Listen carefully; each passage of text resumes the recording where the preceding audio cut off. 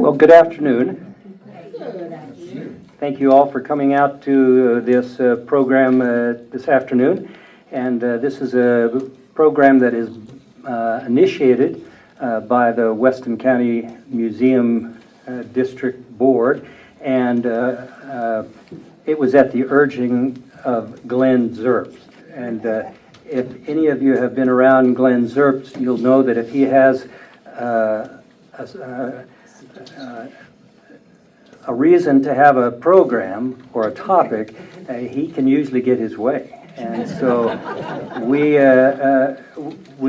covered the first part of this about a month ago when we discussed the forgotten years of 1940s. And it was pretty well organized, but we kind of extended the 40s up into the early 50s. And but we had a good program, and today we're going to have a program that is pretty much all that has to do with the 1950s, and the 1950s of Weston County and Newcastle. I don't know if there's much that I can tell you or these people can tell you about Upton, but I think there are going to be some Wyoming stories that will come out, and I think there'll probably be some national and or some international stories that may come out today. So I'm the president of our Weston County Historical Society, and I was asked to moderate the 1940s program, and I was asked to come back and do the 50s, and so that's an honor for me to do that. We have the 1960s program set up in June, and so we'll be identifying some of you who might have grown up in the 1960s to participate, as this panel will be doing today. So again, I want to thank you all for coming out and participating in this, and I'm going to ask some questions. The panel will certainly have the freedom to just offer whatever they would want, and if the question doesn't come up, like if Walt wanted to tell us about the first girl that kissed him, I mean, he can certainly do that, okay? So panel members, if you have stories that you want to tell that I've not brought up, I would welcome you to talk about those. As well, the audience should have the opportunity to ask some questions too. So if you might have had particular relationships with, like, Kathleen Landrigan, you might be able to tell some stories about Kathleen Landrigan, who graduated in, I think, 1959. I think that's right. So if the audience has questions, or if you have personal stories about your friends and relatives, we're going to welcome you to come up to the microphone and share those with us too. So first of all, what I would like to do is I'm going to pass the microphone down the line, and I would like each of our panel members to introduce themselves and give us a couple of vignettes about your life. You know, 2 or 3 stories about who you are and why you're still here in Weston County, or why you moved away and came back, or something like that. But when you do introduce yourself, the first thing I would like you to do is to tell us your birthday, where you were born, and the doctor's name who delivered you. Okay? So, Walt, go ahead and just... Well, some of those questions I can't answer. I'm Walt Soper. I was born September 28th, 1938. So that makes me a young kid of only 60 years old, I'm sure. I was born in Custer, and I grew up on my family ranch just across the state line in South Dakota, the other side of Elk Mountain. Third generation on the ranch. Sometimes I think I made a mistake that I didn't stay there, that I came to Newcastle, but I came to Newcastle to go to high school, and because I had a sister that lived here. But I miss the ranch. I miss that kind of a life very much, and now I wonder why I left. But And the year that you graduated? graduated in 1956. Okay, very good. Why don't you pass that to Leonard? I'm Leonard Cash. I was born in January 39. And if you go up the hill on Summit Street by the post office and the old standard garage up on top, the old house I was born in has been torn down. If I say any more about that, my wife will kill me, because she said don't ever use that word again. And it's known as the old Burr House, but Noyes owned it at that time. And Did you ever move away, Leonard, or did you stay here all your life? Uncle Sam took me away for a while. I went to the service in '58. And of records, because my records are sealed. And they are. All right. Do you want to pass that to Jerry then? Okay, What year did you graduate? 58. 58. Oh, there is one thing I will tell you. I used to say I was in every school in town. I started out on the school on the hill, went through the 5th grade. Then we moved to this school in the 6th grade, and I had a crush on that old teacher we had. Her name was Miss Stover, and she married the manager of the theater, and they bought a theater in Sheridan, and I imagine she probably just died in the last couple of years. And then we went back up on the hill, a high school, or the junior high, as most of you know it now. I spent 7th and 8th grade there. And then in my sophomore year, we moved out to the new high, first high school out there where they've got the new one now. Okay, Jerry. You have to push this. No, it's on. Push it. It's on, so just speak right into it. And, It's ready to go. yeah, it's ready to go. If you just speak right into that, that'll be good. Yeah, okay. Jerry Keeler, May 1940, and I went all through school here. Worked around the oil field and went to Oklahoma a while and Louisiana a while, and then I come back and I moved a couple times to Thermopolis and Casper, but anyway, here I am. When did you graduate? Oh, 1958. The 3 of us graduated in '50.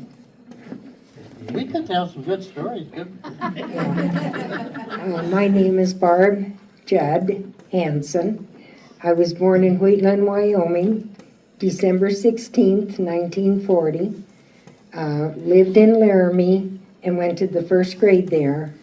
And after my dad passed away, my mother came home because she graduated from Newcastle High School in 1934. And then I went from the 2nd grade clear through the 12th here in Newcastle. I guess Okay. that's good enough. Yeah. That's all you need to know about me. Hi, I'm Maxine McIntosh Groner. I was born August 22nd, 1941. I've had a good life. I'm still having a good life. I was raised in Osage until I graduated and went on to beauty school. And my mom and dad were so wonderful. I say that every day because I was very fortunate. But I went to beauty school. I just retired from beauty school, 64 years. And I spent a lot of time at the Farella homestead where my grandpa Farella was there. I was the first grandchild, and so I got a lot of things to tell about him. I was just beginning to write a book. Other than that, I guess there's nothing else for me to say. Thank you. 59, yeah. 59.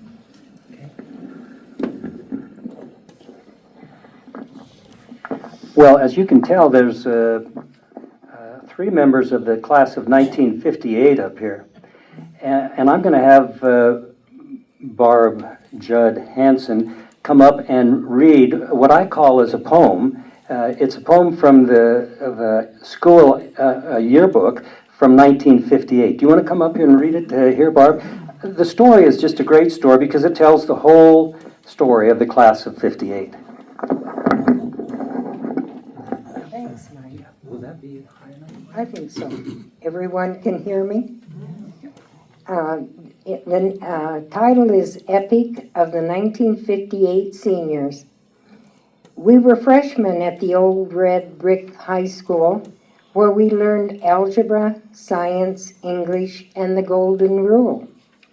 Our first homecoming game and parade was quite a thrill, and no wonder. Everyone worked hard on the float with the theme, Stomp 'em Under. Then came the carnival with its Parisian cafe and French street scene. Our candidates for royalty were Dave Pearson, king, and Karen Nygaard, queen. Soon our first high school year drew to a close, and we left the busy building to silent repose.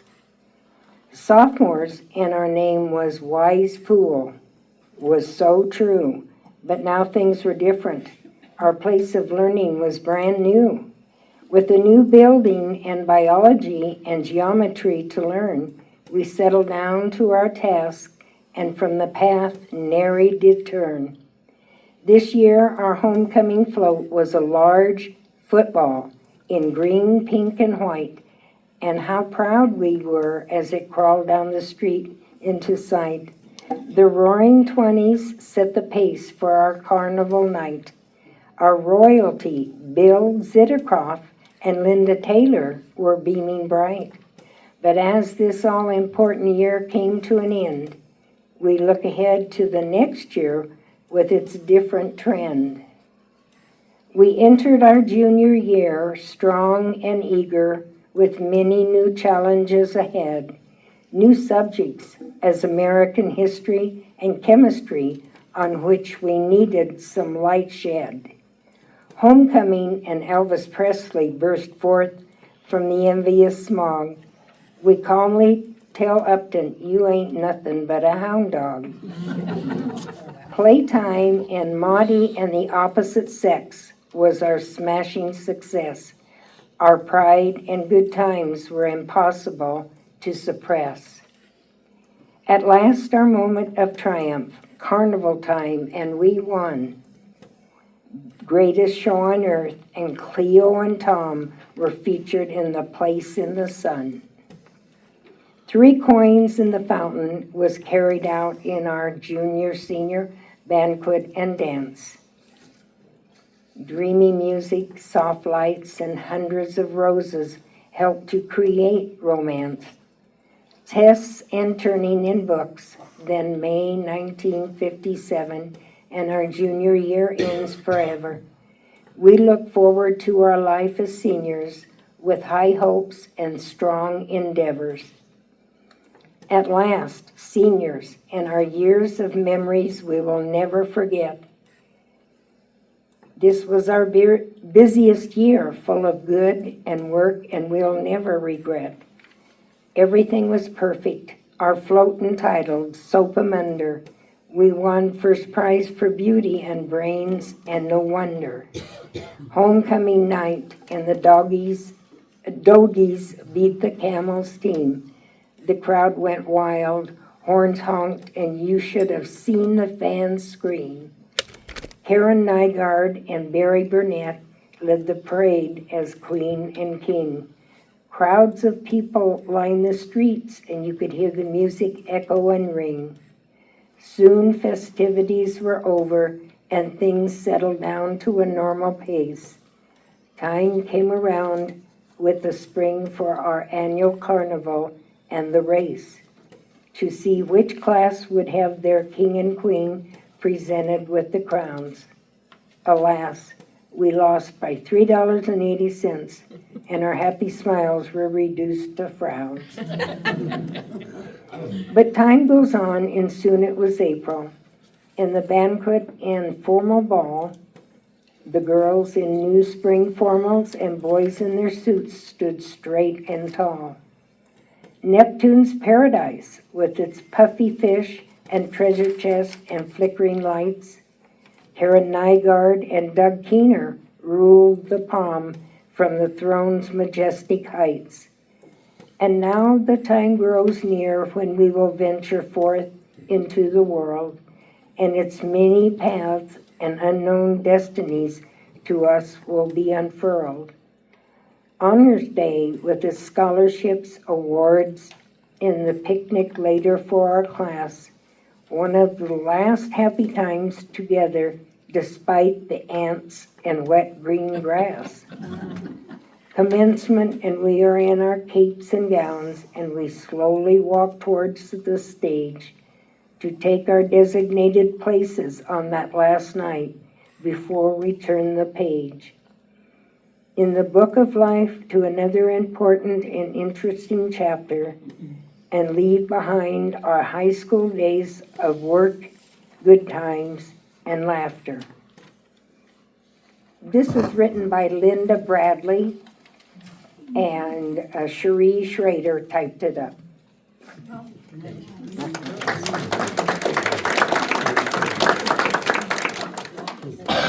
The new store. This is the one-stop shop.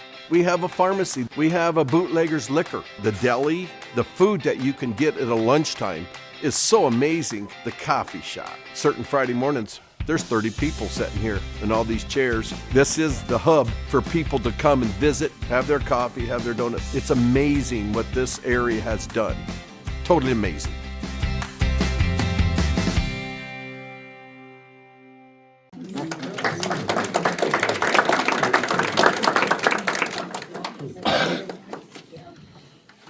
It was 4 years, haven't Well, thank you very much, Barb. Appreciate it. Well, I want to just spend just a few minutes. I just want to ask some questions about the schools, first of all. I think a month ago, we did ask some questions about the schools, but I want to know, did each of you attend the old school on the hill? Everybody went to school there.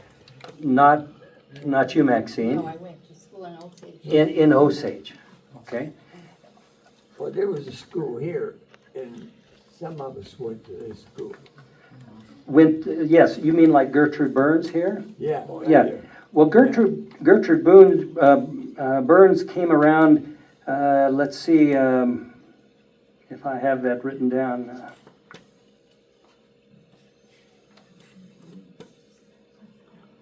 She came from Cambridge. She was an old-time teacher.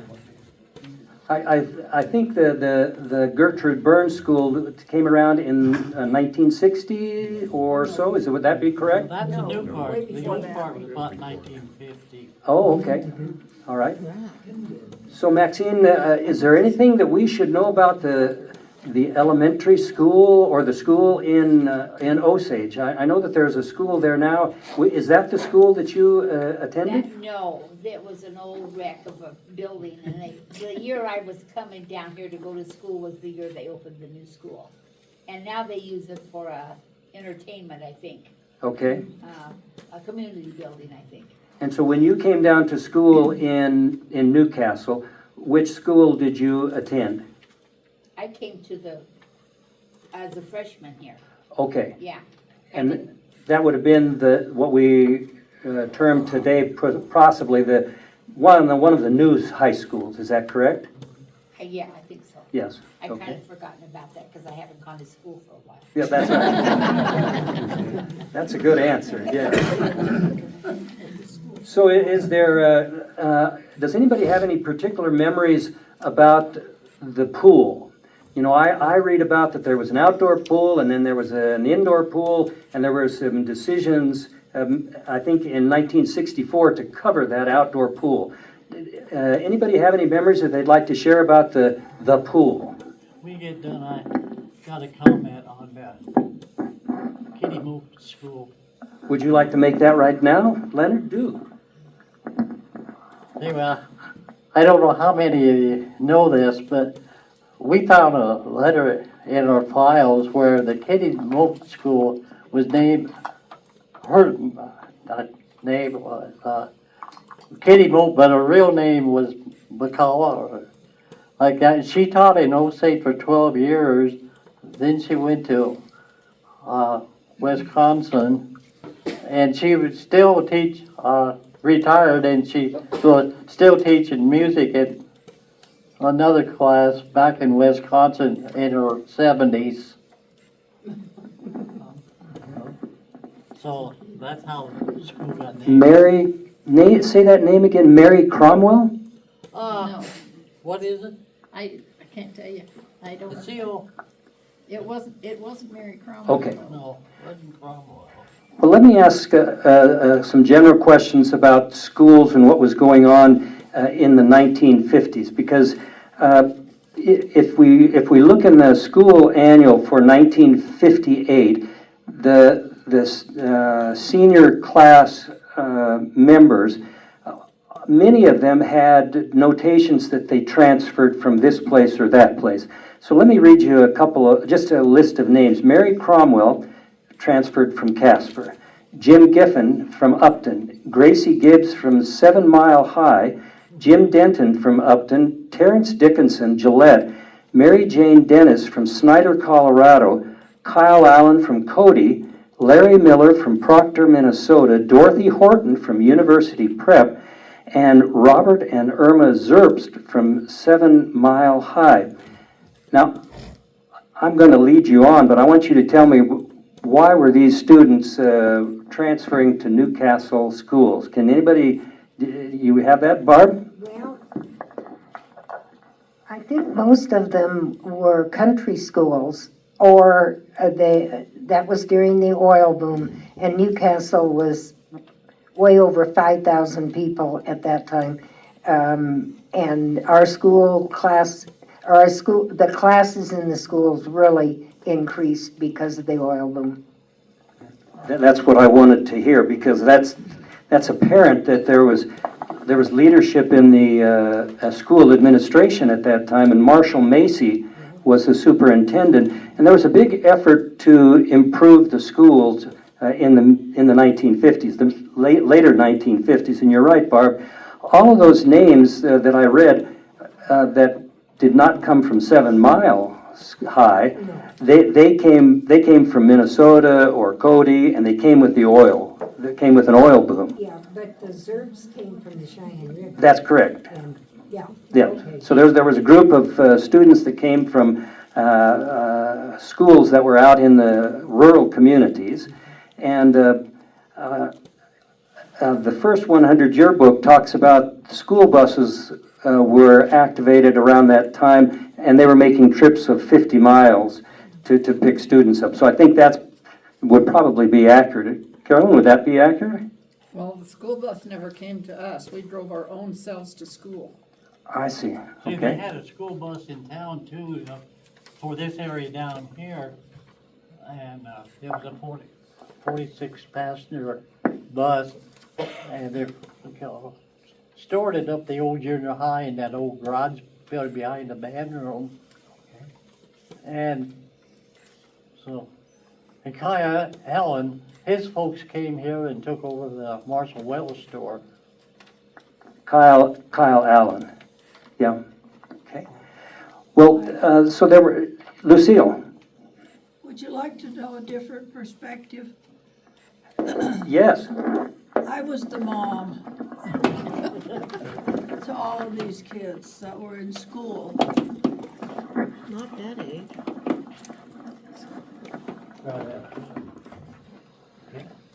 We moved here in 1953. Debbie was 2.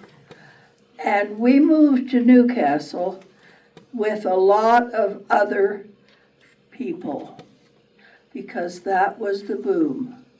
And Chester Jones was overwhelmed in the legal office. So as soon as my husband graduated from law school, we moved here and he moved into that practice. But interestingly enough, and you're probably getting bored already, but interestingly enough, there were a lot of other people that moved here because of the boom.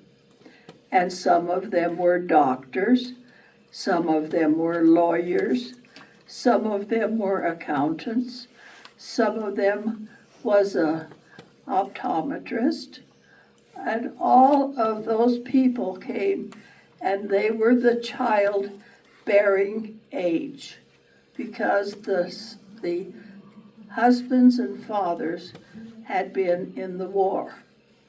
And they were all veterans of World War II.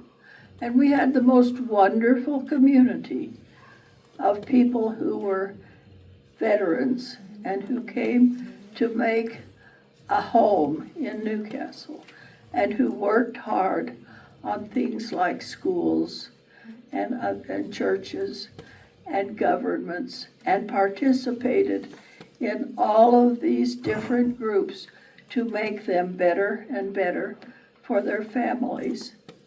And if you have any questions about any more of that point of view, I mean, the schools were part of it, but we were everywhere.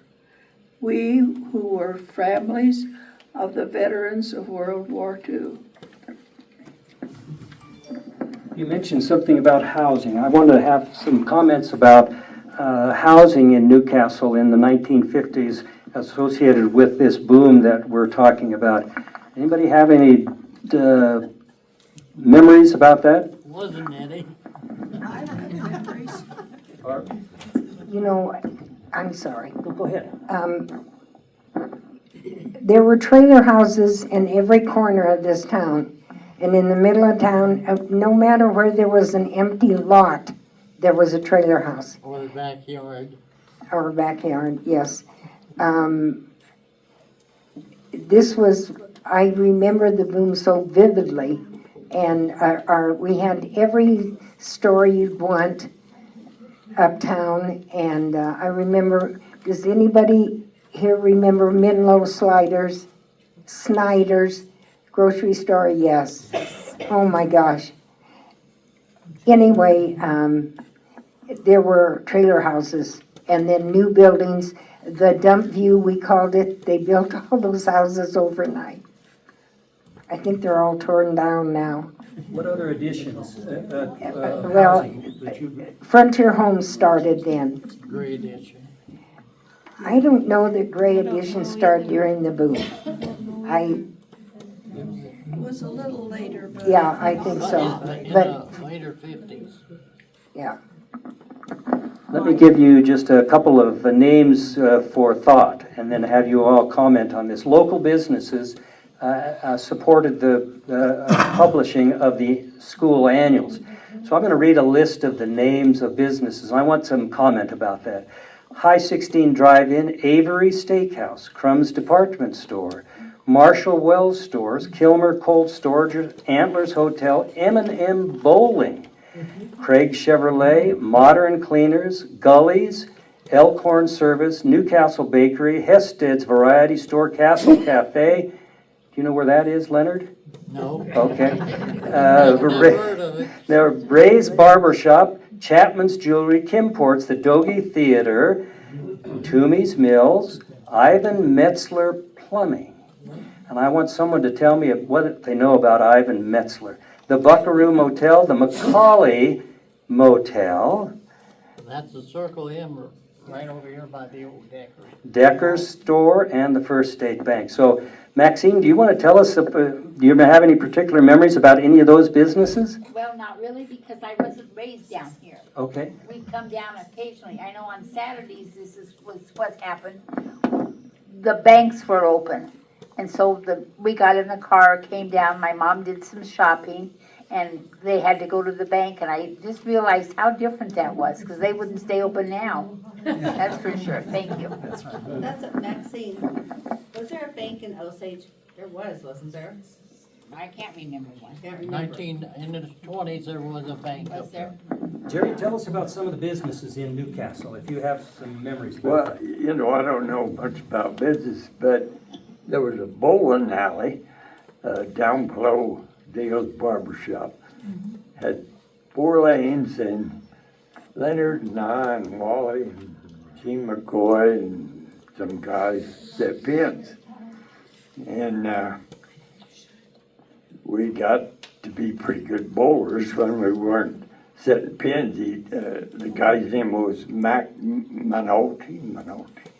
He let us bowl, so we got pretty good, all of us. And but there was a lot of businesses, you know, it was crazy. And one of my experiences, we set pins late at night, and we were 6th graders or so, and I went home, and I lived over on Cambria Street, and I walked down by the Methodist Church, down by Ellis's cabins, and usually at night, This was my first in year in the 1959. Look at all those kids.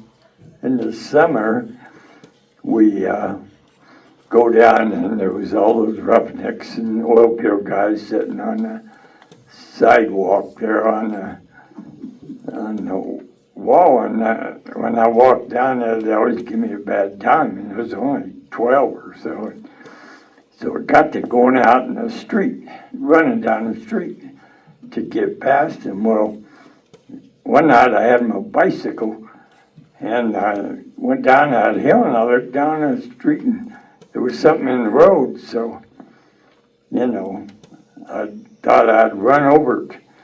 Well, I got down, and there was a rattlesnake, and so the minute I saw it, I put my feet up on the handlebars, and I thought, oh, you know, I might get bit in the crotch if that dang snake was coming. So anyway, when I hit him, his mouth come up underneath the pedal.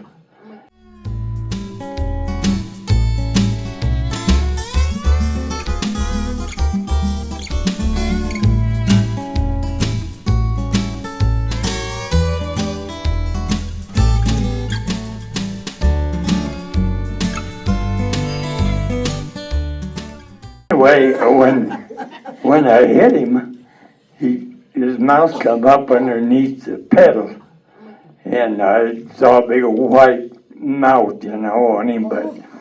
But I got out of there and got home, and I was lucky, I guess. But those guys sitting on that sidewalk, they were always harassing me, you know, and everybody else, and it was kind of interesting. I'll never forget that, how you know, I made up my mind I wasn't going to run over those snakes anymore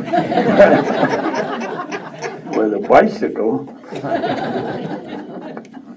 Well, I just wanted to comment one thing about that, Jerry. You know, Lucille was telling us that with the oil boom, there was a lot of oil business that came, but then there were a lot of other businesses that came to town.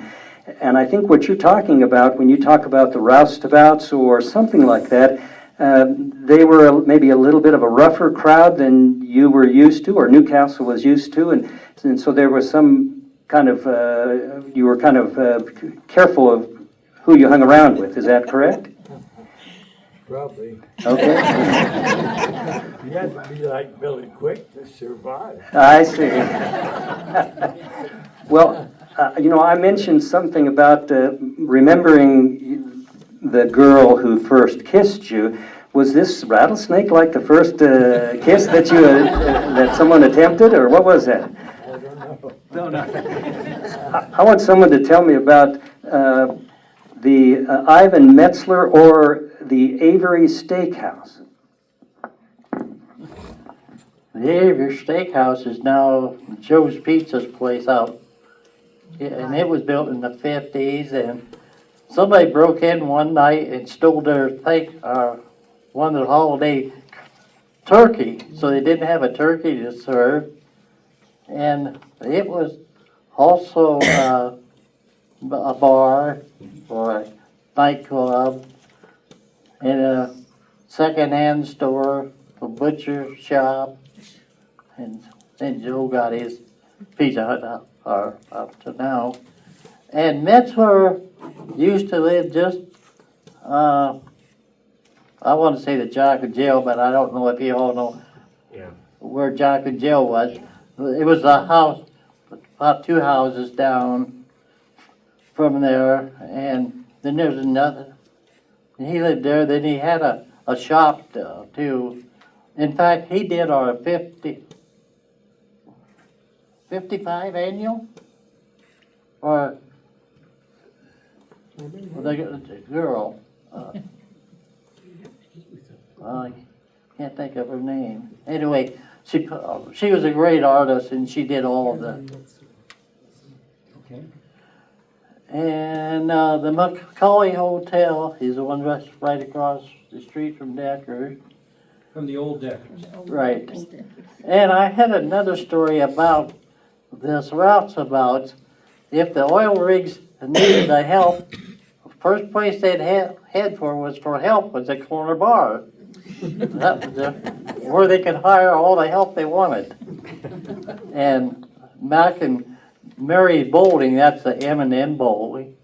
Their last name was McAnally. Like Jerry said, we set pins there. But we used to have a bowler that would come in there and bowl, and we'd leave the alley when he threw his ball. He threw it so hard and fast, sometimes it'd go right over the safety guard and back. You remember him? Yeah. What through the roof. Walt, do you want to tell us about some of the businesses that you might remember, or one that you might have? Oh, the one thing we haven't talked about really is the oil field supply companies. We had Halliburton, Lane Wells, Continental Emsco, on and on. There were lots more than that. But they had a lot of employees here in Newcastle, and they were good, hardworking people that really helped our community get along. Yeah. Johnson Fuel Liners. Yes. Lumberjay. What Lucille was saying was that there were other businesses associated with that oil company, like the trucking companies, like Dixon Brothers and Johnston Fuel Liners and all. So in the preparation for this, I had seen some figures. Before the oil boom of 1950, the population was about 15 or 1600, and then, like Barb had said, she said 5,000 to 6,000 at the peak of the boom, and so that's how much the population changed, and they put in housing additions, like we mentioned, the Frontier Edition, and trailers were everywhere. There was a story in the 100 yearbook that said there was a family living in a culvert, maybe east of town, just trying to find a place to live. So. I used to know a family that lived in an outhouse. They couldn't find anything. Oh, my gosh. Well, it was tight, but there was some planning going on by the city, right? Putting in these housing additions. Yeah. You want to talk about some of that? Okay. I know we lived just behind here on Cambridge Street. That house is gone. It was an old Spanish house. And we had trailer houses in our yard. My grandmother lived down here, about a block from here. She had a trailer house, and almost every backyard would have a trailer house parked in it. If it wasn't a trailer house, they'd move it an old shed in and live in that, a wood shed, or it didn't matter what it was. And the streets, we didn't have any streets. This had some streets over here, but Cambria didn't have any, just gumbo. If it rained, you didn't get home unless you walked. And there's another story I was supposed to tell. Okay, good. It's about when they built this school. This was a slum area. And so when they decided to build a school down here, Hold it, Leonard, let me ask a question. Describe what was going on in this area that made this a slum area of Newcastle. It was It was a swamp Yeah, I was getting to that. with Part of, tails and frogs and. yeah. In fact, when they put the sewer lines in over Cambria, they dug a big hole for a manhole. We used to go down there in the rain and the pollywogs, we'd go down there in that hole, dance and catch the pollywogs. And so, and part of it is deep. Anyway, so they came in and put water and sewer in across there. And you wouldn't know. In fact, there was a family here. I think the girl was 16-year-old. You probably remember her. I can't think of her name. Lived over here by Jack Williams. Yeah, Barb, come on. Think about her. Anyway, she took care of that. It's a big, long, I think it was two sheds put together. And she had to take care of the family because her mother had died and her dad, I don't know if she had a dad, but if I remember right, he worked in the oil field. So she had, and you didn't dare walk by the house, it stunk so bad. And, You're getting kind of personal. Yeah. Mike, Leonard, let me Mike, Yes, Barb. about housing, my family came in 1951, and a doctor was very much needed, so they were recruiting my dad. And of course, the big draw was the new hospital. But part of his enticement to come was that they would give him housing, or find him a house, not give it to him, but find him a place to live, because it was so tight, there was no place to live. And we lived for a while in the Chief Hotel, and then we moved to Bertie Guilfoyle's house, Dr. Guilfoyle's mother, but she kicked my folks out after 1 month because she wanted a permanent person, and we were on the waiting list for a house at Frontier Homes, which was just being built.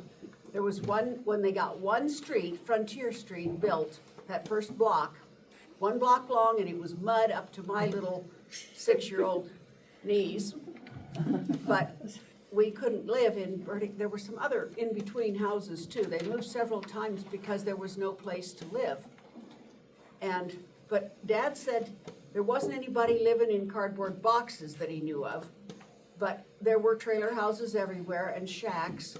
And he told about making house calls out here in this area, and this was the worst area of town, Don't I say guess. that, I lived over here. so did I. To make a house call in the middle of the night, it was difficult, and that's what they did because Dad said the hospital couldn't do much more than the doctor could do with his little black bag. And so house calls were the thing.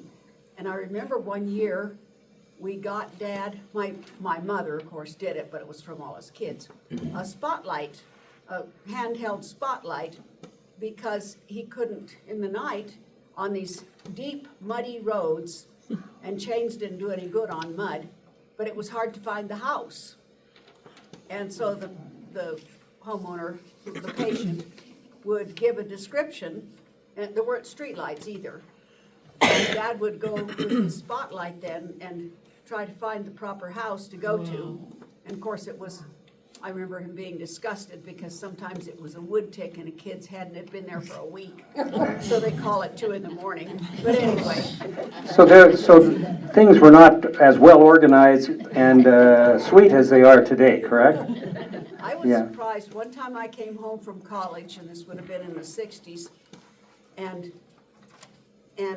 Dad, when somebody called, which they did in the evening. People called the doctor at home.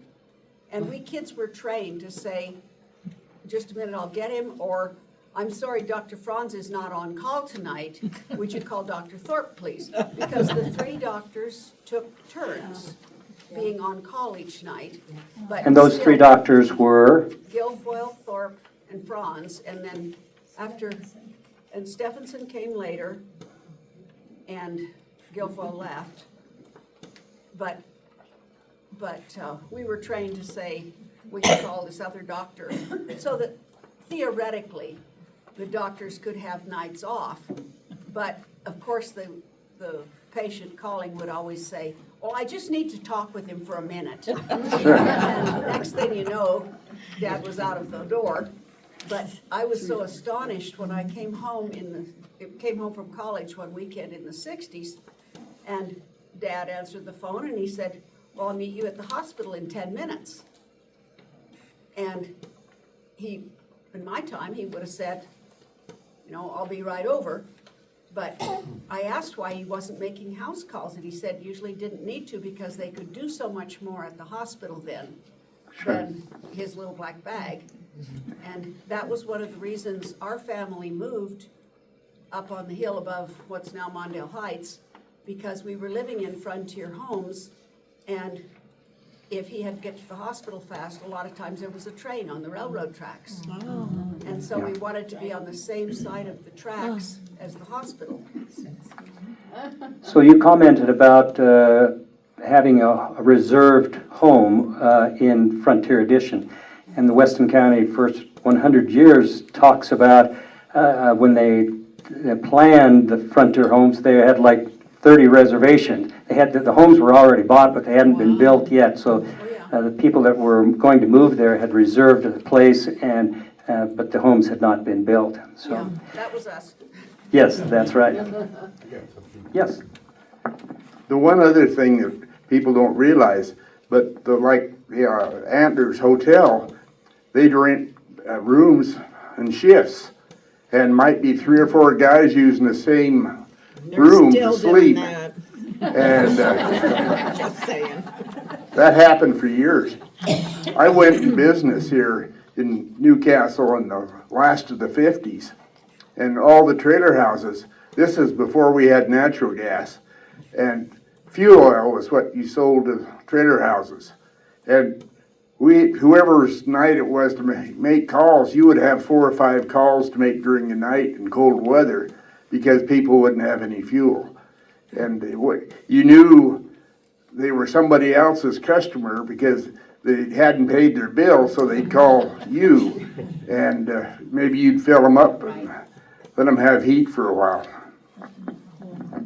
Walt, I don't know if everybody in the audience understands what you were delivering as fuel. Explain that to them. Well, we called it fuel oil, but it was actually number 2 diesel or number 1, depending on the weather. Something that wouldn't gel up in the tank. That's one problem you had. The number 2 would gel up at cold nights, and that'd shut people off too. Then they'd have to have a little kerosene to get it thinned down so they'd have heat in the morning. Those are the types of questions and conversations you have to have without telling people they're stupid, without boycotting people's businesses, and without making someone an enemy for life. We have to have the conversations about this stuff. And you're right. People are now starting to figure out what all these services are costing. And it's because the conversations are more open and transparent. Well, I think that, a lot of people were at the meeting where we hate districts. But I think that trying to create these districts is what makes people talk about what we spend money on. Mm-hmm. You've got taxing districts for your museum, your hospital, your fair, your this, your that. It is an ambulance and making sure you guys have EMS services in Weston County more important than making sure that you have a museum or a county fair. Those are the discussions that people are going to have when you're talking about whether you have an ambulance. Nights, and that'd shut people off too. Then they'd have to have a little kerosene to get it thinned down so they'd have heat in the morning. Then they'd have to keep them locked up so they make sure they had fuel. So when you delivered fuel to these people, did they have a tank that sat on top of the ground, or did they have a tank underground? Usually a couple 55-gallon barrels welded together. And that was the tank, and it had a spout on one end you could fill the tank with, and then the other end hooked up to inside the house. So when the Jordings moved to Newcastle in 1970, we lived in a house across the street from Lucille Dumbrell, and there was an odd-shaped pipe that came out of the south side of our home, and that's my first introduction to what I thought was oil being delivered to your home, and that's what you're talking about, Ann, My right? house on Woodstock Street had one under the ground. Yeah. Yes. Yeah. Good. We still have a tank in our backyard. It's probably illegal. But, you know, we've never had Yeah. it taken out. Yeah. But, Well, we're not recording this, so I think you're still safe. but it's a great big tank that fed the furnace. When we had to get a new furnace, we got a new line into there. But I wanted to tell about when we first moved to Newcastle, where we lived, and how clever people were. Because we lived in the basement of a people named Poole. Probably none of you remember the Pooles. You do. Lovely people. And they had a basement apartment. And we were privileged to live in that apartment with our 2-year-old. But in the backyard, they had a garage. And that was also an apartment. They had turned the garage into an apartment. So I thought they were very creative about helping with the housing shortage there. Well, we're kind of being selfish to talk about the oil boom of Newcastle. Maxine, tell us about the oil boom in Osage. You had an oil boom going on then too, didn't you? Yeah, everybody. But then you didn't always have nice people. You had to be careful because they'd steal what they wanted. And that's just the way it was. And they'd have, some men and women would have affairs. I remember my mom and dad getting into some of those about some of their friends. But actually, yeah. That's the way it is. Thanks. Well, We'll leave it at that. What you wanted to find out? what's that? Numerous times. I'm sorry. Katie. So when we lived in a boxcar, and my dad broke his back working, and so mother had all us kids, there was 8 of us. Wow. And she couldn't get any help, and I remember this lady, why I remember her name, I don't know. Miss Mitchell, she came to where we were living in this boxcar, and she told my mother, she said, I can't, because she was into social services, I guess, at that time. She said, I can't help you. She said, but you have all these kids. If you give some of these kids, get rid of some of these kids, give them what? Then she says, you could help these kids. Well, I remember my mother running her out of the house. And then I told my mother, I said, well, you could give me to somebody rich. My mother was so mad at me, I ran out of the house. I thought it was funny. I thought, well, I don't have to live here with all these. I didn't know we were that poor. I said, with all these poor people, you could just give me to somebody rich. She didn't think I was funny. Well, Maxine, you talked about rough characters. There's a rough character right over there. Yeah, but she wouldn't do it. Yeah. I had to live with the poor people. Rhonda. Transportation, you mentioned transportation, rural students, and I just quickly would put in that my mother drove a school bus, just a large car of ours, and she went west about 7 miles to the Morris place, where the older boys would have been coming in at that point in time. Later they had a better bus service, and Clarence Cotton drove a bus way out in that country. Can I ask a question? Those Morris boys, who were those Morris boys? It would have been Ben and Edna Morris's Okay. sons. Would Bill been in there And, too? yes, Bill would have been the third one, so it would have been Buster, Bus, and then Dick, Richard.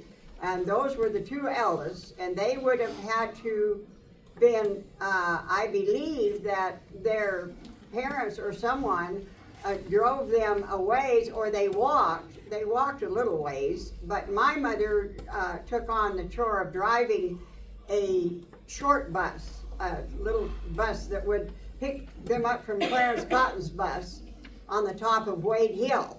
And then she would take the Morris boys home, and later when the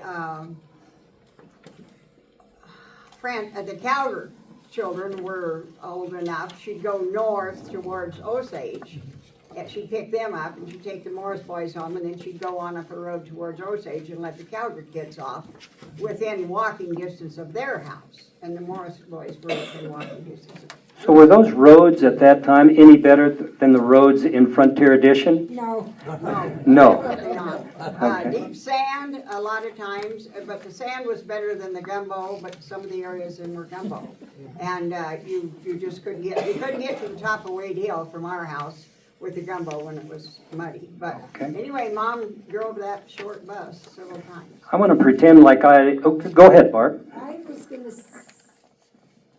I was just going to comment that when I got in high school, a lot of the classmates lived out on ranches, came in town and lived in town with relatives or rented, or I knew Irma lived with a family, my aunt and uncle, and for her room and board, she babysat for them, her 4 years of high school. And then on the weekend, she'd go home, or they would go home, her and Bob. Yeah. That was a common. Gary Rosiewski was another one. Well, as I look through the school annuals, go ahead, Connie. Well, our dad was in the oil business, and one story I remember is he was going out watching where his equipment was and what was going on, and you might remember the Amanettos. Yeah. Well, Mr. Amanetto was putting up the system to drill an oil well, and he went out to on the Bruce Ranch, Lanny's grandpa, Bruce. And my dad drove up because he was checking on things, and he saw Mr. Bruce with a gun on Mr. Amanetto. And he said, what are you doing? And he said, well, he cut my fence. You know, they just didn't care. They were just going to put this stuff up, and I guess whoever had the lease on the land didn't care if they cut somebody's fence. But anyway, he said, "Oh, I'm gonna shoot him." And my dad said, "I'll give you $100 if you don't shoot him." And he said, "I'll take it." He saved a murder that day. Everybody was upset. And the other thing I was going to say about the old school up on the hill, I remember going there, and we used to scrape the sandstone to get little pieces of, make it into sand. Yeah. And we used to play with that after we did that. I don't know what we did with it, but we were all There up were there. yellow rocks and we called it gold. Well, but the thing I remember is we were talking about first kisses. This Sorry, Lanny. Pat McDonald, who was my age, we were out on the playground, and he said, "I want to tell you a secret." And so I went like this, and he kissed me. And that was the first kiss I ever had. Tom? I was more wary after. Well, at least somebody kissed her. I wanted to mention, you asked earlier about the pool, and that outdoor pool, they had a full boat AAU swimming program there, and that's where Peter Kozichek got his start at being a swimming coach here in our community. And my brother Kerry and myself and maybe a lady some of you might remember, Tony Mead, and Johnny Mead, Janie Quote. Yeah. And those were all people on that I can remember that were on that swim team with Peter Kozichek. With an outdoor with pool. that outdoor pool. That was the only swimming program we had, as far as a competition went. And Sure. we all went to the pool. We went, it must have been built about 1950, because I remember it was pretty new, and we still lived at Frontier Homes. But after we moved on the hill, we would ride our horses there, and there wasn't much deck around the pool. It was just there in the shale. And there was a little sidewalk, like maybe double sidewalk on one side, so it made a place you could suntan. But it was usually too full for anybody to sit on a towel. It was full. We went in the morning, and we took swimming lessons, and everybody who was anybody went and took swimming lessons. And then in the afternoon, we went swimming all afternoon. It was just a mob of kids. And then in the evening was family swim, and if we were able, we went to, our whole family went to family swim for an hour. But I remember riding there on our horses, tying our horses to the outside of the chain link fence, and going in and stripping off our jeans. We had our swimsuits then. And you had to walk through a probably 4-inch deep rectangular. Oh, yeah, to wash your feet off. Yeah. Yep. And get in. Yep. And then one year, I don't know why Pete Kozychek, maybe they just needed 2 teachers, but in addition to Pete Kozychek was a man from Hawaii who came to teach swimming lessons. And my next door friend, my closest neighbor, was Loren Schleicher. And her father would not let her take swimming lessons that year because that was a black man. And he wasn't, I mean, he was Hawaiian. He was a little darker. But this was in the 1950s. I want to ask a question of Maxine and Barb. I want to change the discussion a little bit.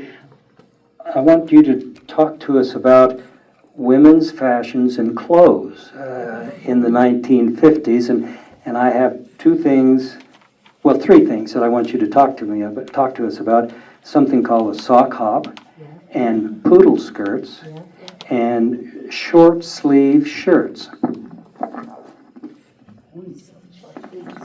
Yes, and then after you're done talking about short sleeve shirts, I'm going to have the boys talk about their short sleeve shirts. Okay. Hold on. I remember my poodle skirt I got, I think I was a junior in high school at the, what was the name of the women's shop uptown? It's Jane's, but it wasn't Jane's, it was something before that. Cummings Ready Wear. Oh, they had this poodle skirt in the window and I had to have it. And my mom, with her 6 kids, she bought me that poodle skirt. And then, of course, you have to have about 4 cans under it. What color was it? A gray, my skirt. Anyway, and then you have bobby socks with the white and shoes with the black strips on the side and up the back. Saddle Oxfords, yeah. Yeah. And you always had a short sleeve sweater and then you had a scarf tied around your neck. And a ponytail. I never had a ponytail because my hair was natural curly and it was a bush if it was long. Well, those were the fun times, I think, because we always wanted to skirt like that. And everything costs money, and sometimes you didn't have any money. My mom would say, we can't do that. We can't do that right now. So, but I finally did get one, and I loved the shoes that we had. I loved those. In fact, I wished I had them now, because they were pretty comfortable. So other than that, I guess it's the same thing. Thanks. Any comments about short sleeve shirts? The guys, well, no. The guys always had a T-shirt and rolled up a Pack of cigarettes. Yeah. Of course, we didn't. We did do that. So guys, I want you to tell me about your fashion apparel. Were you allowed to wear Levi's to school, or did you have to wear different trousers, or did you wear short sleeve shirts? Or tell me about that, Jerry.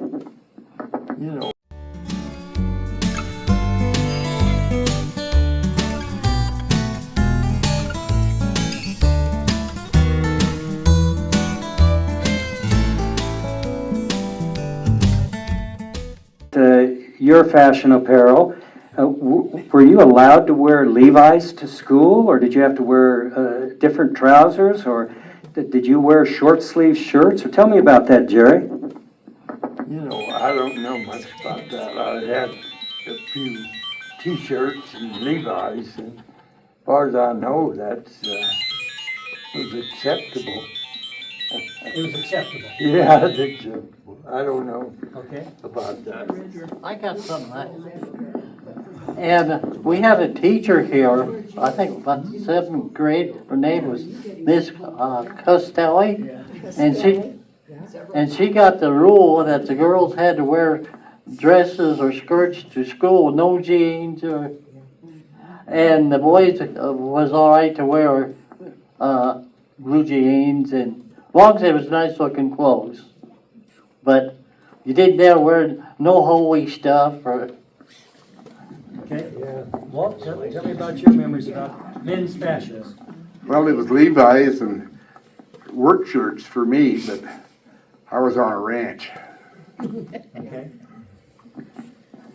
Well, I asked that question because if you go through the school annual, I think it's 1958, I mean, the guys, many of the guys in the pictures have these short sleeve shirts right up almost to their shoulder. There's nothing tucked under them like you talk, but I know what you're talking about. And even some of the girls had these short sleeve shirts. And if I could say this, I think the girls who wore the short sleeve shirts were oftentimes the ranch girls. So Marilyn Rawhauser's picture is on your program. Let me just see if you can identify where she is.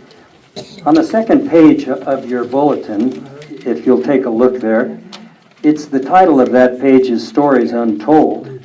And so you recognize Marilyn Rawhauser on the upper right. Yeah. And do you recognize the guy on the upper left? Tom Middich, that's correct. And how about the guy on the bottom right? Harold Atherton. Harold Atherton, you got it. That's right. And then tell me about the girl on the bottom left. That's Marilyn Stubel. I didn't know her, but that was a name there. Marilyn Stubel. What's that? What would her last name be now? Marilyn Shep. Well, we're going to have to make a visit up to her and share this with her. I don't know if she can talk to you about it. Well, we can leave a bulletin with her. So do you recognize that picture on that second page behind those 4 students? That's the bowling alley. That's the M&M bowling alley. So where's the M&M bowling alley now? What does it do now?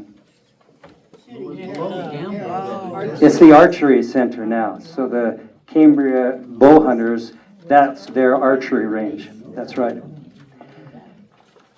So I want to ask, when we talked about the 1940s, we talked about tattoos. And we decided that you only saw tattoos when you were talking about men that were in the service, like in the Navy or sometimes the Air Force or Army, and they would go into the service and they'd come home with a tattoo of Janelle or something on their shoulder. And so I want to ask the question of our panel about tattoos on classmates, or what are your impressions about tattoos in the 1950s? The reason I ask, there is a wrestler by the name of Ronnie Hardin, and he had his picture taken. He has tattoos on both of his arms, published in the school annuals. Walt, tell me about tattoos. Any memories? I have no memory whatsoever of Was it tattoos. okay to have tattoos, or what would your parents have said? I'd have got killed. That's the same. I don't remember anything about it. Well, I remember tattoos. There's a guy named Max Ainich, and he put them on himself. He would take a bottle of ink and a needle, and he'd make his own tattoos. But That's all I know. Max Inich, that's the name for the fast. That's a cousin of mine. Oh, really? I didn't notice these tattoos. You know what, in the 50s, the guys had the ducktail back here, and their collar was up like this.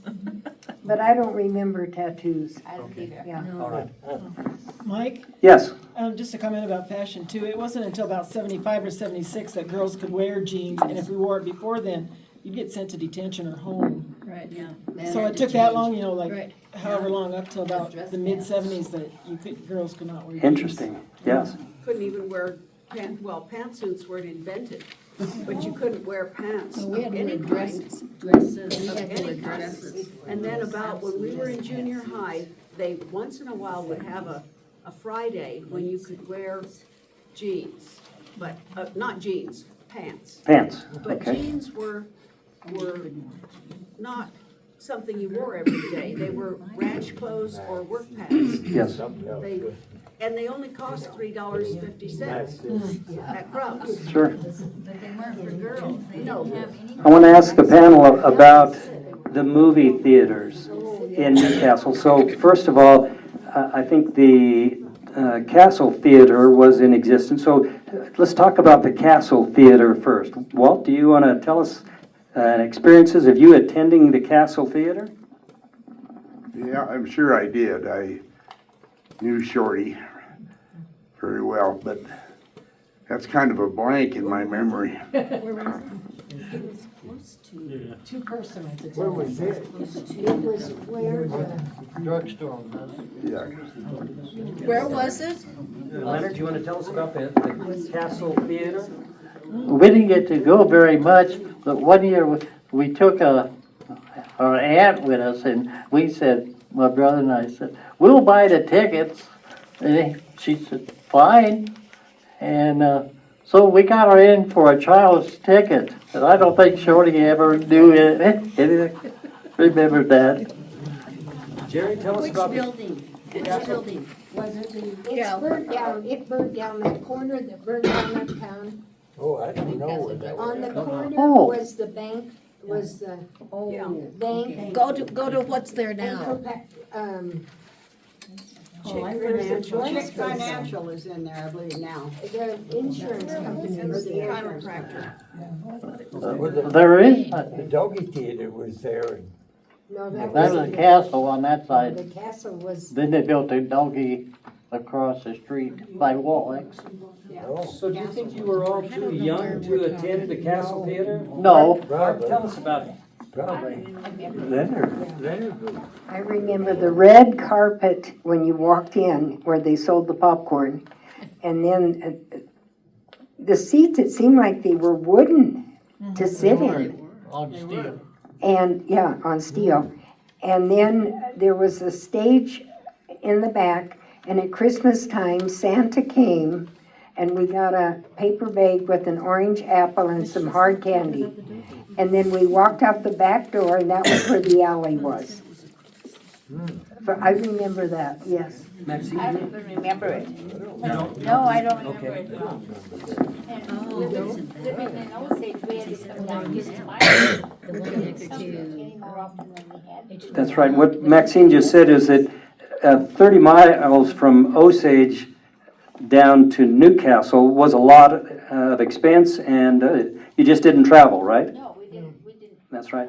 So tell us about the opening of the Dogie Theater. Yes. Back here, this is going to be back far, but in the 30s, they was building onto the back of the First State Bank, which was on the corner, and they dug the bank's foundation too deep, and the wall of the theater fell down, and Shorty Shanton sued the bank, and somehow or another, they ended up settling out of court, but it was too much rain, and it just washed that whole wall out, and a lot of the parents in town wouldn't let their kids go to the theater because it might fall down on them. So tell us about the opening of the Dogie Theater. Did anybody attend the open house of the Dogie Theater? I don't remember attending the open house. What I remember is the Catholic Church was being built and they tore down the old original Catholic Church, and we held mass at the brand new Dobie Theater, and we didn't have to kneel.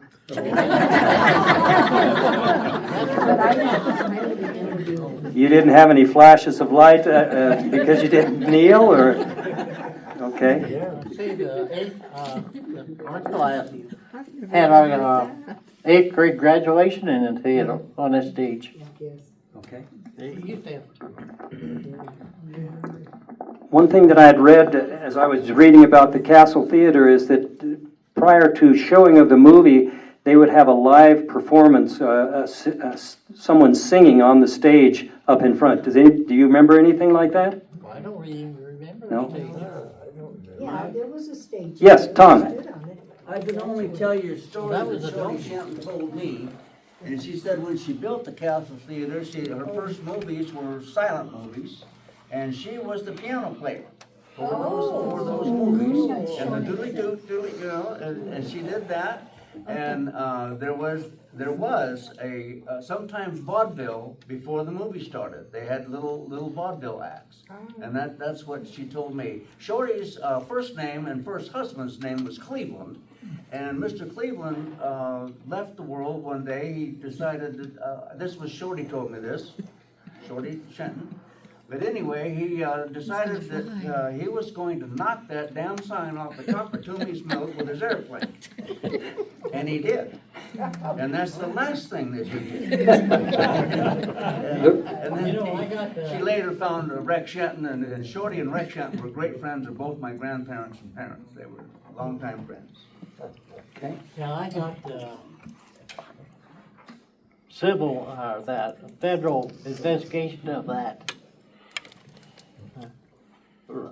Him flying to his plane. Oh, I see, yeah. So there's been some talk about a hole in the ground behind the theater, between the theater and the bank, and we talked about oil tanks at one time. About 5 years ago or so, there was either a discovery of an oil tank underground in that alley area right behind the theater. Yes, Tom? Yeah, it was a fuel oil tank, and it was discovered at the time. I was on city council down there too, and they were digging for the cable television thing to go in there, and they hit it, and then it started leaking into the theater. It had been dormant for years, just sitting there. So but they eventually got somebody to get rid of it. So. Good. Well, it is approaching 3. I wanted to ask just a couple of other questions, and then we'll end. We'll have some refreshments, and you have an opportunity to talk to our participants. Tell us about music of the 1950s. Do you remember any names or any particular? Were you fond of some of the music coming from the 1950s, Jerry? Well, I just wanted to say it, talk about the schools. Lucille said people moved here. You know, there's a good place to live and good schools, but the difference in punishment now is, and then was a bunch.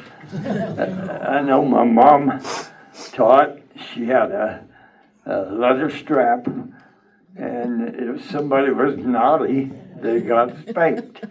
Like, I think Dr. Reimer probably witnessed some of that. And one time she caught some kids carving their names in the desk. She had them come up and bend over in front of the class and spank them. And Mom said almost always the parents called and said, "Hey, thanks for disciplining my kids." But the real one, it's kind of funny now, but it wasn't then, is Mrs. Dixon was a math teacher. And Jerry Groner and that guy was talking across the room to each other, and she told him to be quiet. And Jerry did, but this other guy kept talking, and Mrs. Dixon walked over. She had a book in her hand, and this kid said something smart to her, and then he put his head down on the desk, and she took that book and hit him in the back of the head, and the blood flew all over the boy. And then she says, "You go in that bathroom and clean up and come back, and then you clean this mess up."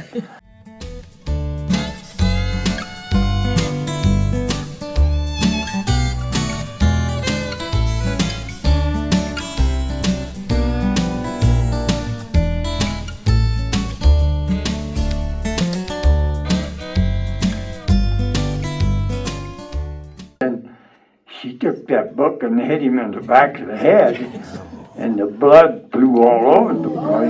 And then she says, "You go in that bathroom and clean up and come back, and then you clean this mess up."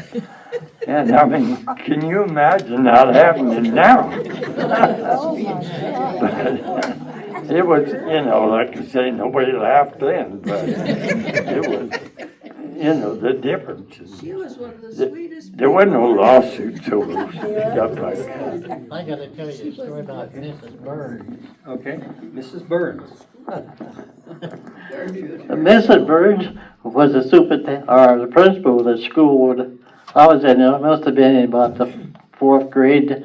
Jerry Groner and I tore our notebooks apart and used the clips where they put your paper in them, shooting them at each other. And old Mrs. Burns walked by the door just in time to see me shoot at Jerry. And so she come in and grabbed me, and I hung onto the desk. Time she got me out in the hallway, she had the desk. Those desks was all bolted together. Had that whole row out in the hallway, and then my bottom got a little warm, and she had a paddle, probably about that long, about that thick, had holes drilled in the end of it, and the other end of it had just where her hand would fit it, and she knew how to use it.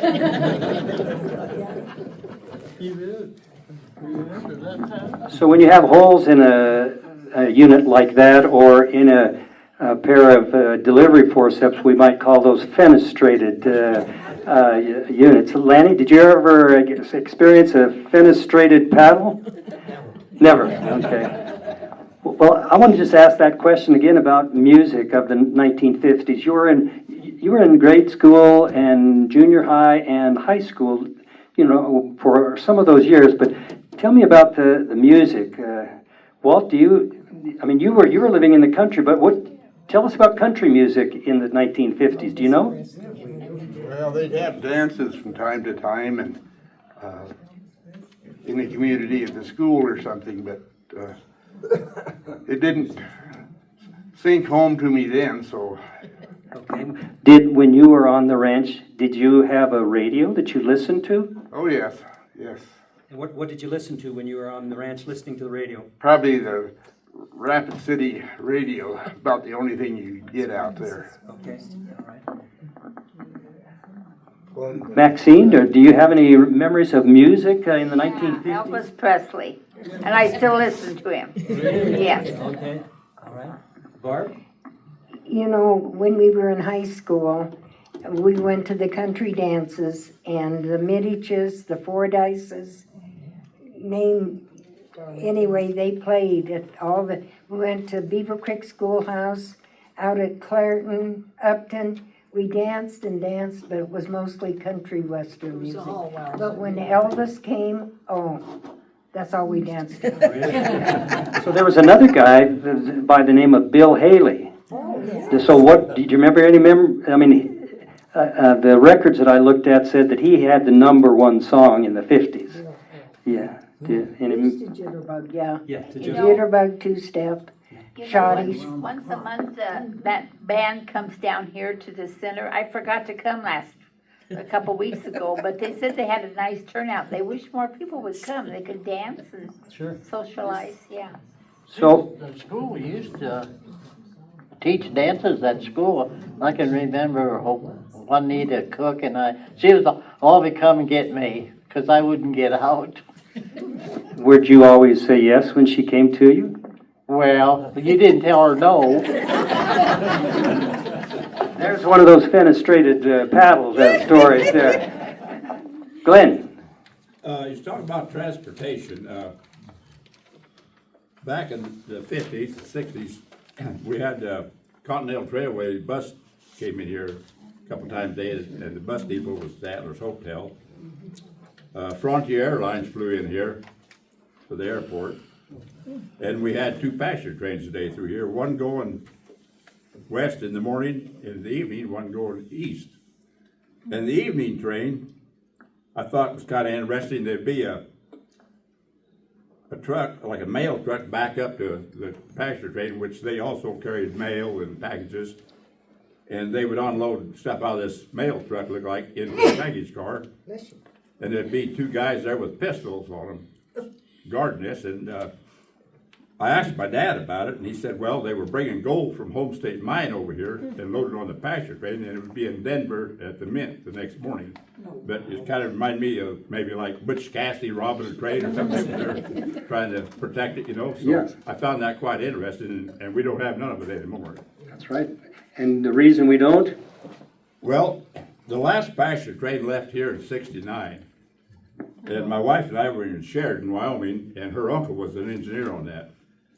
And I guess people would rather fly than ride a train. Yeah, well, it's easier to drive. Maxine said it was 30 miles to come from Osage down to Newcastle and home, and you just didn't do that. And nowadays, you could ride your bicycle at Osage and back. Or take your electric car. Or take your electric car, that's right. Irene, you had raised your hand. Oh, you were asking about music. Yes. And I just kind of remember that a couple of years ago, somebody, I don't know who it was, sent me an article that said that I think it was 1950 or 1951 or 2, that the #1 song for the year was Good Night, Irene. And I guess that's why they sent it to me, since my name's Irene. But my mother's name was also Irene, and she had my mom and dad had a record. I still have the record, but I can't play it because it's a '78 record. Although I can now because Alan bought me a record player that'll play '78. And I haven't opened the box yet. He gave it to me 2 years ago for Christmas. But my mother and father had this record from a Frank Sinatra record. I can't remember what's on the first side, but the flip side was Good Night, Irene. And I want to hear it by Frank Sinatra. Good. Jake. Just Glenn mentioned trains. I remember when I graduated from kindergarten in 1957, our graduation trip was we got a train ride to Osage. Yeah. And then our parents came up and took us back home. Interesting. A good memory. Yes, that's good. Well, Jake, I'm going to ask you to comment on one thing if you can. We talked about a lot of train activity here, and in the first 100 yearbook, they talk about a lot of lumber heading out of Newcastle. There was a big sawmill, and a lot of lumber was being processed and shipped out of Newcastle. Can you tell us anything about it? Not really. I wasn't really involved in the lumber business at Okay. that time. But, yeah. You were still chewing gum at home or something? I was, yeah. Yes. Yes. I taught kindergarten, and my first contract was $4,000 for the year, and I had 39 kids in each group. What year was that? 59. 1959. So I have a couple of pictures of the students that were in your class. You delivered those to me, and I would like to just read just some of the names on the back of that. Dennis Pate, Bobby Burns, Sherry Gale Schultz, Rhonda Smith, and the names that are on this list would have graduated in 1972, because those were my classmates that you're talking about. So, yes. So let me just ask one more question, and there may be some answers to this, and there may not. But the Korean War started in 1950 and lasted until 1953, and the Vietnam War started in 1955, and it ended in 1975, about. So I wanted to know if anybody had any memories about the Korean War or the Vietnam War in the news or something like that for you. I can remember when we lived across the track that my stepdad and the neighbor would always get together on TV. Oh, they'll never have TV in this area because there's too many mountains. And now look how much TV we got here. That's right. Leonard, you said you served in the military. Yes. Tell us the number, the years that you served, and 58 through 62, and that's it. Okay. My records are sealed. Very good. Walt, did you serve in the military? Yes, I was in the South Dakota National Guard, 57 to 63. So do you have any memories about the Korean War going on or the Vietnam War starting? The Korean War would have been just over with, and that was before Vietnam. My time was just the start of the Cuban missile crisis and this sort of thing. We got called up for that. Okay. I could holler.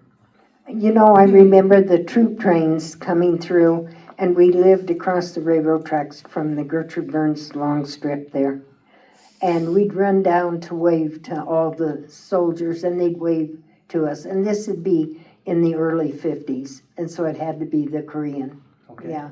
Sure. Maxine, do you remember anything about Korean War? Or Jerry? Anything about the Vietnam War? No? Okay. Well, I do remember that Dr. Thorpe got called back. Yes. That's right. So the doctors that were here and got called back, and about what year would you think that would have been, Lucille? Maybe Connie knows more than I. But I remember he had to go back. He was a pilot. Okay. They called him back to the war. He went to New York, didn't he? Rhonda? On the war in the 50s, the theater, again, the Doty Theater downtown, would have newsreels. They call them newsreels, and they would come from Europe, reports about where the troops were, where the fighting was that day, what happened, and so my brother, half-brother R.C. Donaldson, was over there in the Korean War, and so Mother was very interested in seeing those, and that's about the only time we ever went to a movie, and that was the reason why, was to see those newsreels about the war. A month ago when we talked about the 1940s, all of the school annuals that I looked at, and they all had references to patriotism, and there were students that were going into the military, and they had their pictures taken for the annuals, and there's a lot of reference to, not necessarily wartime, but post-war time.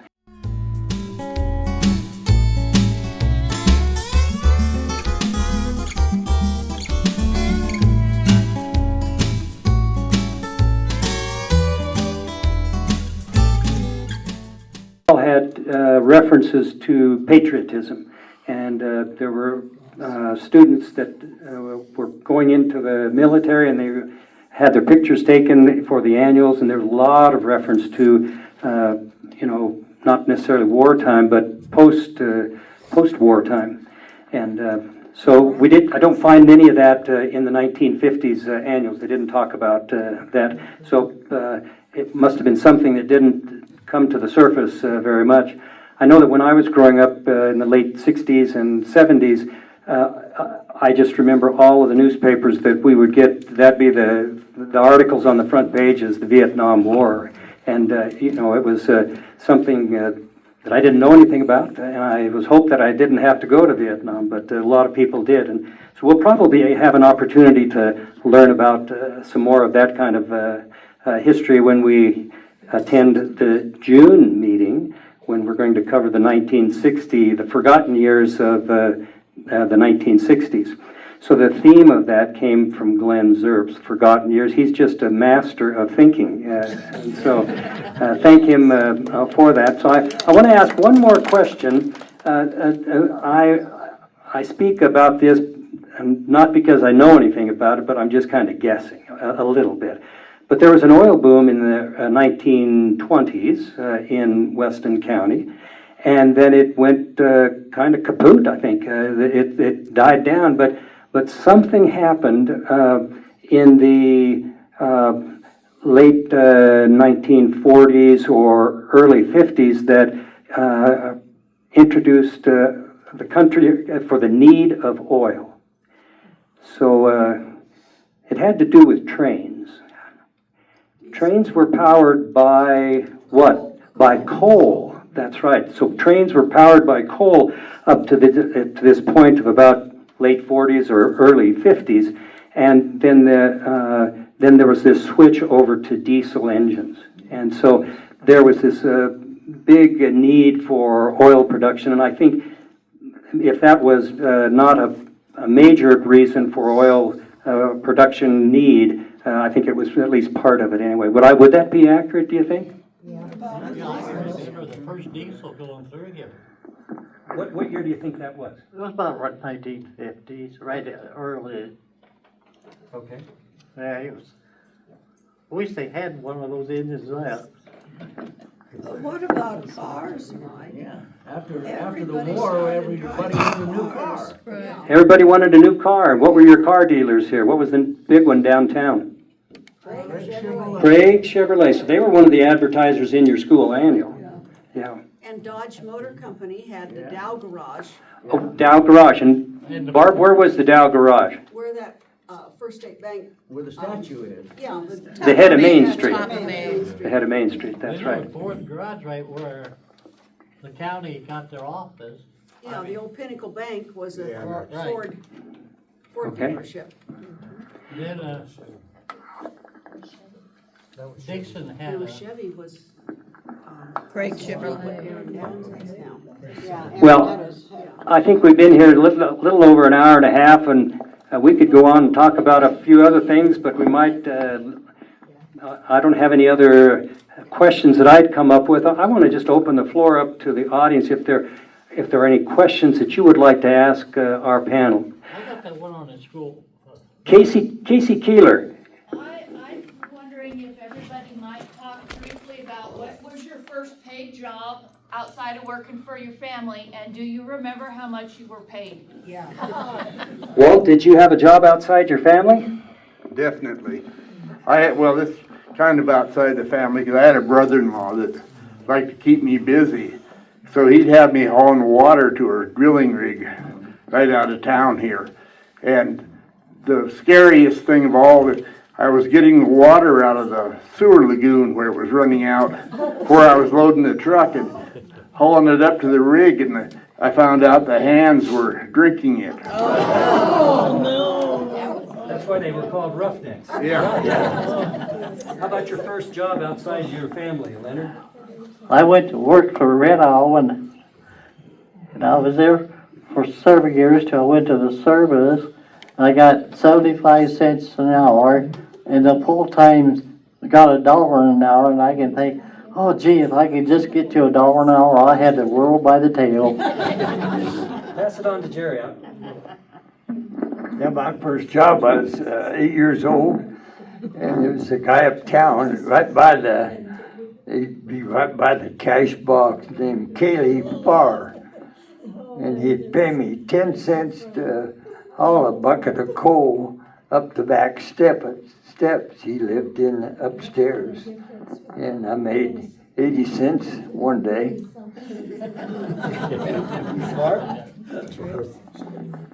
My first job, I'm going to guess maybe 11 years old. My brother carried the Denver Post, and he had 100 and some customers, and it was too much for him. So I got 44 of his customers on that side of Williams Avenue, and I saved my money and made a down payment on an accordion. And I took accordion lessons from Idella Johansson. Can you Well, still play? living in Osage, Wyoming, there wasn't much to do, so I took care of a lot of the old neighbors, and I'm still doing that. I love it. Thank you. If you talked about the first job, I guess my first job was a paper route in Rapid City. I had everything from the railroad tracks clear out past Fifth Avenue, clear over. I didn't have Frontier, but I had everything in this area. I had to start it. In fact, I was one of the original carriers. Oh, I was original too. Well, again, thank you very much. We handed out, or there's a paperback on the table that has a schedule of other events that are coming up. On April 17th, Luke Keeler will have a book signing at the Weston County Library in Newcastle, and that's from 3 to 6 p.m. I would invite you to come out to that. He'll be selling his book called Hank Mason and the Bear. And so it's a good book. And then on April 27th, we're going to have a meeting here at 1 p.m. That's a Sunday. And I'm going to present a topic called obstetrical care in Weston County and why in rural Wyoming from about a little bit before statehood and until about 2000. I was asked to provide some content for a magazine article for the Wyoming Medical Society, and they said, can you just give us a history of 100 years of obstetrical care in Wyoming? And I thought for a minute, and I thought that's a pretty broad topic, but I had some help from Lanny Reimer and Dr. Marion Smith, who's a doctor down in Torrington, who has ties to Upton. The stories will be wonderful, and I would encourage you to come listen to that and offer your insights into that. And that was one of the reasons I asked the question in the beginning, when were you born, where were you born, and who delivered you? And